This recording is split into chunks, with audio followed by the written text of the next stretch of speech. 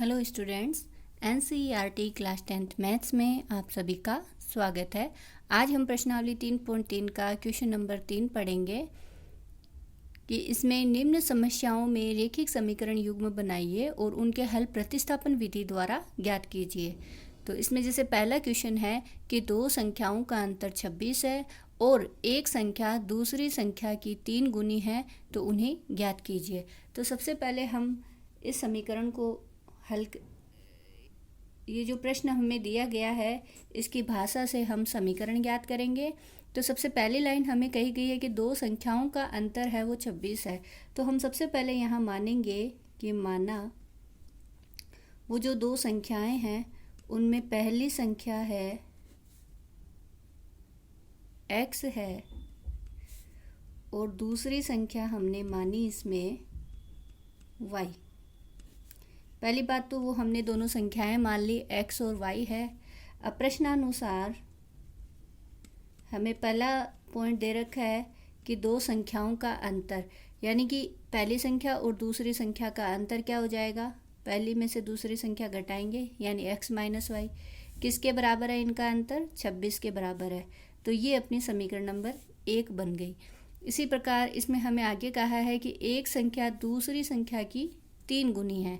मान लेते हैं कि पहली संख्या है और दूसरी संख्या है y। तो पहली संख्या दूसरी संख्या की 3 गुनी है, इसका मतलब दूसरी संख्या से उसका 3 से गुणा हो रहा है। इस प्रकार से हमारे पास में दो समीकरणें बन गई। इन दोनों समीकरणों को हल करना है किस विधि से, प्रतिस्थापन विधि से। प्रतिस्थापन विधि मतलब होता है कि किसी भी एक समीकरण से x या y का मान उसके दूसरी समीकरण में रख के मान ज्ञात करना। तो जैसे अपने पास समीकरण नंबर 2 में कहा गया है x बराबर 3y, तो हम x बराबर 3y समीकरण 1 में रख देंगे। तो यहाँ समीकरण 2 से x बराबर 3y समीकरण 1 में रखने पर तो अपने पास मान आ जाएगा, यहाँ x की जगह हम रखेंगे 3y समीकरण 1 में, माइनस y बराबर 26। 3y में से 1y जाएगा तो कितना बचेगा अपने पास, 2y बराबर 26। तो y बराबर आ गया 26/2। 2 के पाड़े से काटेंगे, y का मान आ गया अपने पास 13।